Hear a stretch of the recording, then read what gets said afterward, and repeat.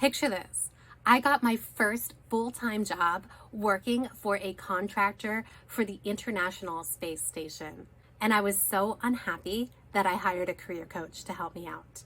Here's why I did it, here's how it benefited me, and here's why it might benefit you to hire a space career coach. Hi, my name is Laura Forsick. I am a space professional and a space career coach.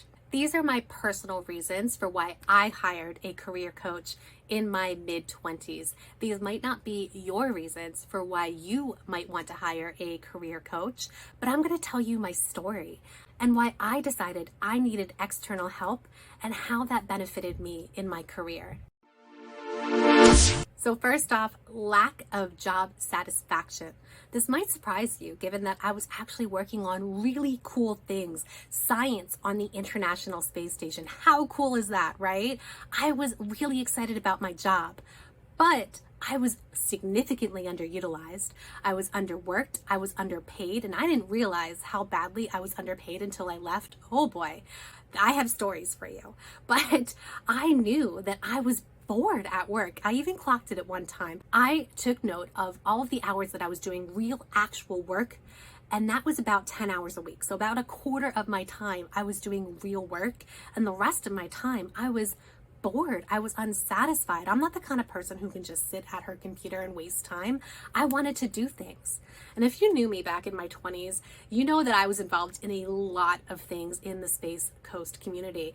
I was volunteering for this and running that. It's because I so very much desired to get involved, and I wasn't finding that I was fully satisfied in my full-time paid job. So I was going out into the community and taking on volunteer positions to try to fill that hole. Number 2 was lack of direction. Perhaps you've experienced this once you meet a certain goal and you're like, what's next? So I got my first full-time job in the space sector. What's next? Do I stay there for the rest of my career? Do I plan for my next move? What is my next move? What am I going towards? Yes, I'm going to space. I want to be an astronaut. Like, that is my dream. But what is my actual goal in my career? I can tell you what it is now. I could not tell you what it is back then. After I achieved that goal of finding full-time work in the space sector, I really felt that I lacked clarity to move forward, to understand where I wanted to go next and what I wanted to do next. Number 3, networking assistance. If you knew me back then in my 20s when I lived on the Space Coast, I was a networking queen. I already told you that I was volunteering for this and running that. I was everywhere. I was talking to people. I'm a natural extrovert and I'm curious. And so I'd love to ask people about what they're doing and find out more about them. But I did not have an intention when I networked. And you don't necessarily need to have an intention when you network. But I felt that my networking was just to sort of gather information about the world and about certain people, but didn't have a plan for moving forward with this information. And so I needed expert assistance to help me figure out who I should be networking with and what questions I should be asking and what information would actually benefit me in my career. I also suffered from a bit of a lack of confidence when it came to talking to certain individuals. There were certain people that I just felt a little bit shy around, a little uncertain. And so I needed somebody to help me build up that confidence so that I could really truly network with anybody. And I do. I can reach out to any CEO anywhere as long as I have their contact information, or if I see them at a conference, I'll go approach them and I will talk with them. I've got no fear now. I actually was interviewing unofficially for a role with a startup, a managerial role with a startup company that was just starting to form itself in Florida. And I didn't have a lot of interviewing experience. I was nervous. I didn't really know what to expect or what to say.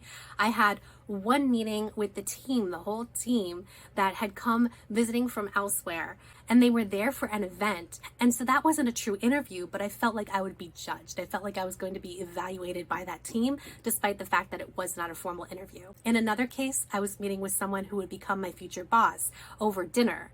And so that was not a traditional interview either. That was simply simply a dinner conversation to get to know each other.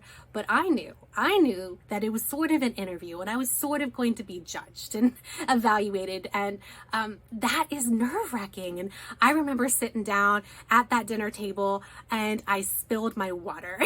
And I'm just like, is this going to reflect negatively on me? So I really needed some help with understanding how to go through this non-traditional interview process and have the confidence to know what to say, to know how to act, and to go after what I wanted.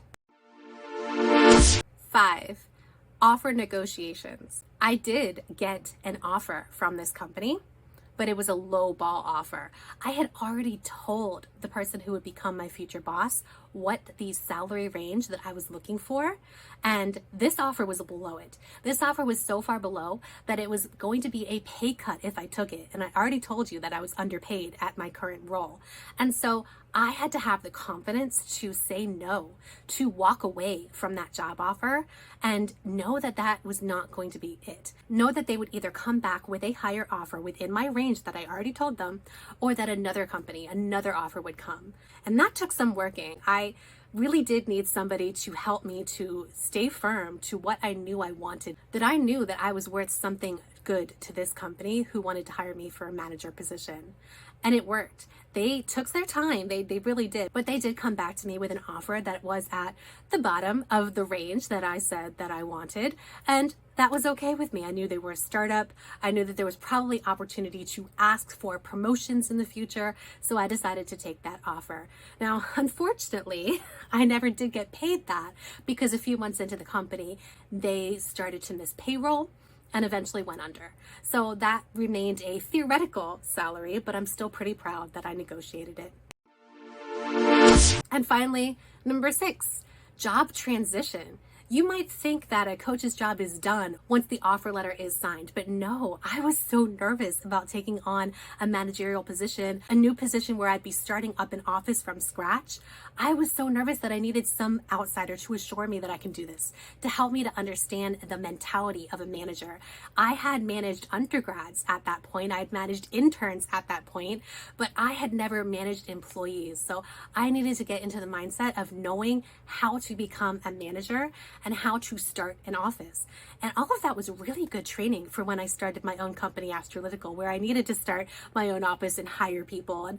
And so even though I did not work with my career coach for much longer after that, what she taught me, her training, really impacts the rest of my career. It really showed me what I'm capable of.